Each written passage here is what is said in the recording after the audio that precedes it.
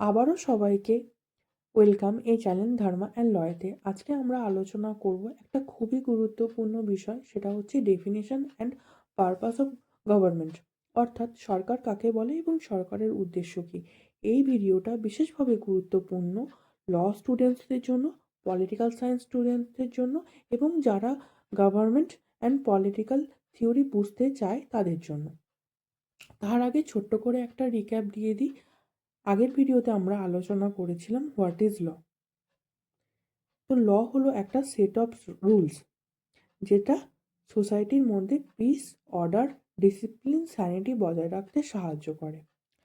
লয়ের প্রধান উদ্দেশ্য হলো সমাজের শান্তি ও শৃঙ্খলা বজায় রাখা, অপরাধ নিয়ন্ত্রণ করা, যারা সমাজে বিশৃঙ্খলা সৃষ্টি করছে তাদেরকে শাস্তি দেওয়া এবং নৈতিক শিক্ষার মাধ্যমে তাদেরকে পুনরায় সোসাইটিতে ফিরিয়ে আনা। অর্থাৎ ল শুধু পানিশমেন্ট দেয় এমন বিষয় নয়, ল সোসাইটিকে আসলে স্টেবিলাইজ করে। কিন্তু প্রশ্ন হচ্ছে, লকে কে কার্যকর করে? উত্তর হলো গভর্নমেন্ট।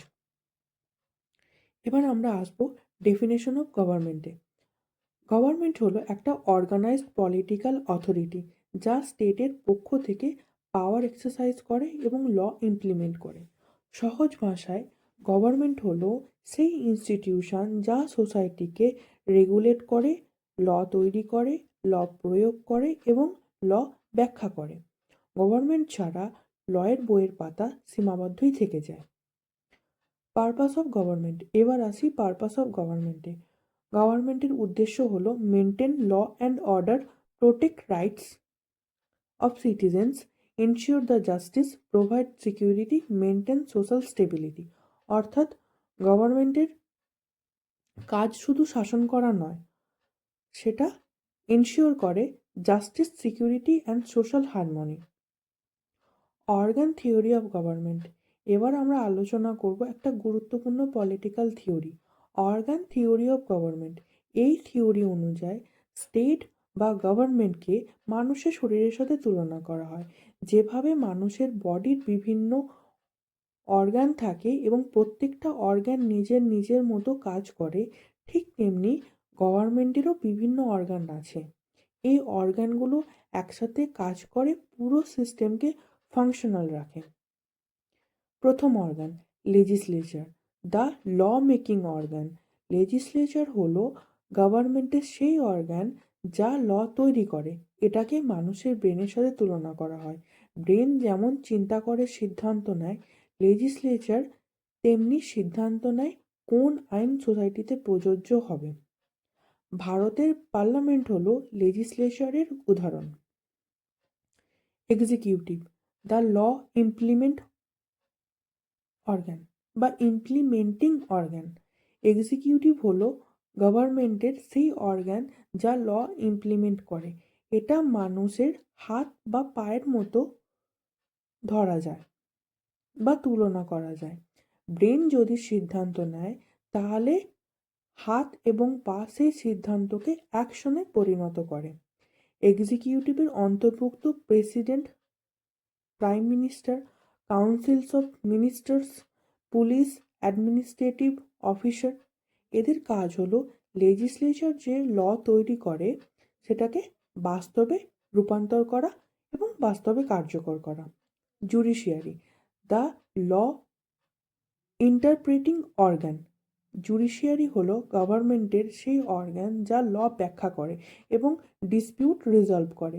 এটা মানুষের নার্ভাস সিস্টেমের সাথে তুলনা করা যায়।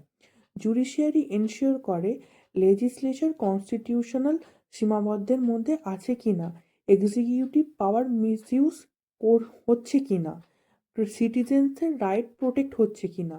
ভারতের সুপ্রিম কোর্ট এবং হাইকোর্ট হলো জুডিশিয়ারির উদাহরণ। এবার আসি এই অর্গান থিওরির হিস্টোরিক্যাল ব্যাকগ্রাউন্ড। তো অর্গান থিওরি মূলত ডেভেলপ করেছেন জার্মান জুরিস্ট ব্রুটস লি। তার মতে state is not just a machine, it is an organic entity. অর্থাৎ স্টেট কোনো যান্ত্রিক বস্তু নয়, এটা একটি গ্রোয়িং অ্যান্ড ডেভেলপিং এন্টিটি। যদি বডির কোনো অর্গান কাজ না করে, পুরো বডি সাফার করে। ঠিক তেমনি গভর্নমেন্টের কোনো অর্গান যদি ব্যর্থ হয় তাহলে পুরো সিস্টেমই ব্যর্থ হয়ে যায় বা ডিস্টার্বড হয়ে যায়।